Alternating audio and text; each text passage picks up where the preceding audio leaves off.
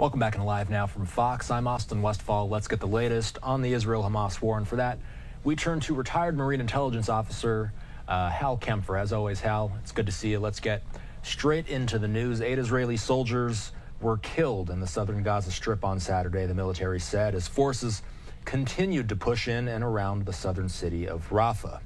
The soldiers, all members of combat engineering units, were in an armored carrier that was hit by an explosion that detonated engineering materials being carried on the vehicle. Is this one of the deadliest single incidents for the IDF so far in this fight, Hal? In several months. I forget the last time they had something bigger than this, but this is a huge incident. It was a very well-planned ambush, if you will. They attacked a dozer that was coming in, literally setting it on fire. These were follow-up forces with them, of course, engineer units. And they used essentially an anti-tank, anti-armor missile projectile to hit it. And of course, like with a lot of combat engineer stuff, it's not uncommon that you're going to have explosive materials. And that may have been a sympathetic detonation. I say may because I don't have enough details. I haven't seen enough details on it to confirm. There obviously were some, they have their own weapons. They'll have certain things they need for close-in fires, if you will, hand grenades, stuff like that. So there's a very, very significant possibility that there might have been a sympathetic detonation, and that's why you saw such a large loss in one fell swoop. Although I will tell you that if you hit an armored vehicle with a modern anti-tank weapon and it's full of personnel, you're probably going to have a catastrophic situation anyway. So that may have been what happened too. What is a sympathetic detonation? Could be a sympathetic detonation. Could be that it hit and there was explosive materials in there with the engineers, and it caused a larger explosion than just the warhead that hit the vehicle by Hamas. Maybe I should have been more clear. Apologies. What is a sympathetic detonation? Oh, I'm sorry. Yeah. Sympathetic detonation means that when they hit it, like a lot of times when they hit ammunition dumps, you see this in the movies all the time, where they hit an ammunition dump and they're using a small amount of explosives, and then that sets off all the explosives that are in the ammunition dump, and you have a big explosion. In this case, you have an engineer unit going in. They may have things like C4 explosives or something like that. And I'm not saying that that would be what the sympathetic detonation would be, because there's a few mechanics that go into the deals with material science on whether you can cause something like that to happen. But they could have had some other type of ordnance in the armored vehicle itself. And when the warhead went off, it caused that other ammunition to go off as well. Explosive ammunition, I should say, to go off as well. Again, not necessary to get, if you're looking at a catastrophic loss of life involving, say, a half dozen troops, just having a vehicle hit with one of those anti-armor, anti-tank weapons would be enough to probably cause those kind of casualties. But based on what's been reported, there's a likelihood that there may have been a larger explosion than just the warhead itself. I want to talk about the Houthis. So the U.S.-led campaign against the Houthi rebels has turned into the most intense running sea battle the Navy has faced since World War II, according to the Associated Press. Its leaders and experts told the AP this, Hal, and we know the U.S. has been very careful to express that they are not getting directly involved with the fight in Gaza. Why is it, though, that the Navy can be so heavily involved in the Houthi conflict? Well, the Houthi conflict is certainly, it's not involved with the Gaza conflict direct. It's not Hamas. This is protecting a major sea lane. As you've seen so far, we have not put, quote, boots on the ground, nor has the United Kingdom or anybody else put boots on the ground in the Houthi territory to deal with this from a ground combat fashion. So far, it's been airstrikes, missiles to try and degrade the Houthi anti-ship capabilities. The most recent thing is they hit, I think, about 5 coastal radar sites. And what I should mention is, in order to fire these missiles or use drones with any degree of accuracy, they have to have a pretty accurate idea of where the ship is at sea. In those close-in waterways, whether it's in the Red Sea, Gulf of Aden, or the Bab el-Mandeb Strait.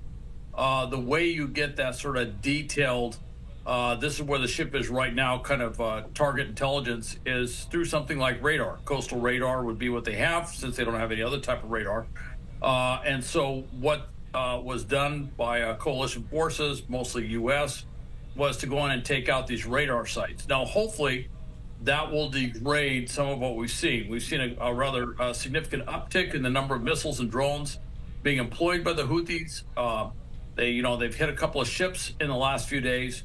There's a sailor that's missing, a merchant mariner that's missing from one of these strikes. So trying to do what they can to decrease this. Dwight D. Eisenhower has been one of the busiest carriers anywhere for many years dealing with this. And it's a constant series of airstrikes.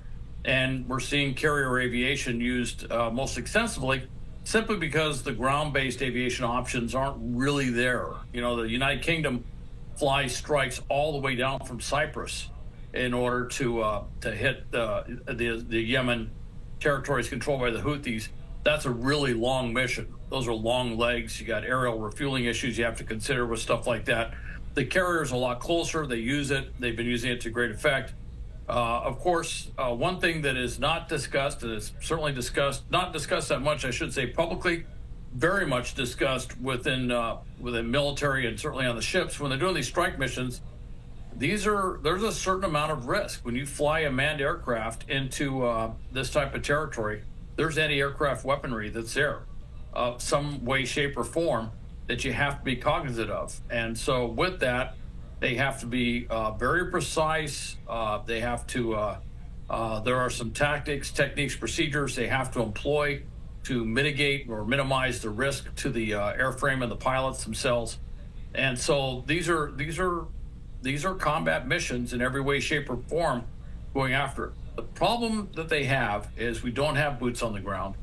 And so when they go in there, they can destroy a certain amount of stuff, but there are things that are buried underground, munitions, weapon systems, stuff like that, that they may or may not have the battle damage necessary to significantly degrade those. Unfortunately, it's just a reality of war. If you want to make sure you got it, you have to go in and check to see that you got it, or you have to go in and finish the mission. And we're not ready to take that step yet of actually putting boots on the ground. Do you agree that this is the most intense sea battle that's been taking place, that the Navy has faced, I should say, since World War II? Quite probably, yeah. Man, when I look back, I can't think of anything since, the Gulf of Tonkin wasn't really much of a battle.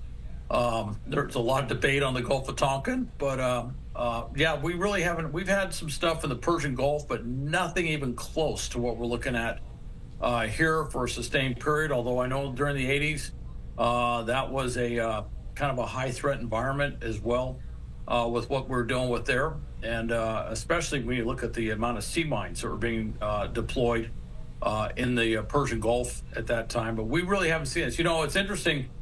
Within Navy circles, there has been some discussion of this is kind of shaking out the cobwebs, if you will, from a number of platforms that we have in terms of how they're having to respond to this, and also respond very quickly.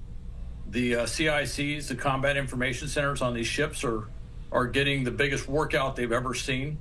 And of course, the sad truth of the world situation is we may be involved in combat operations, in the Red Sea, Gulf of Aden, but we're all looking at the South China Sea.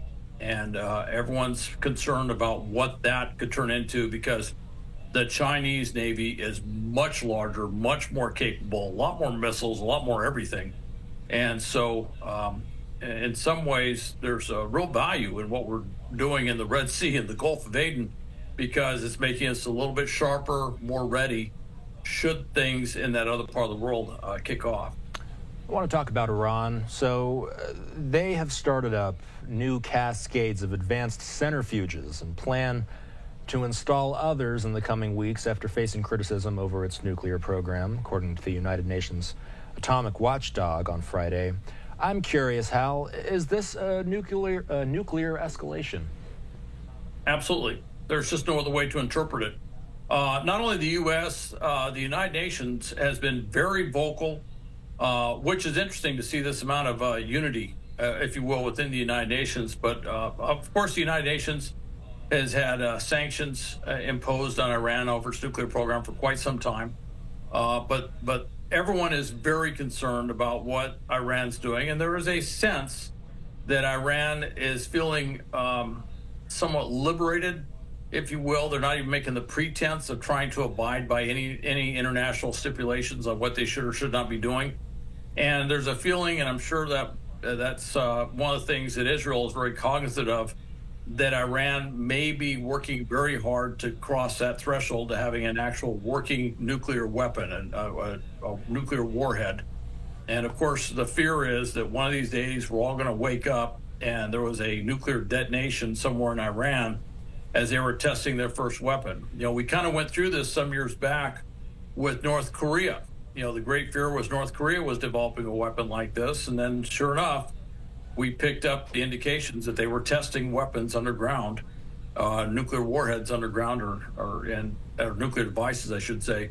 And of course, now they're a much more capable nuclear weapon. We do not want to see that in the Middle East. That's a great concern. Of course, with a regime as radical and as extreme as Iran, let's just say there aren't the internal controls that you would see with other countries to restrain themselves. So it's that is a if they had a nuclear weapon, there's a lot of concern that they would be more inclined, because of their views, to possibly employ it than other countries would.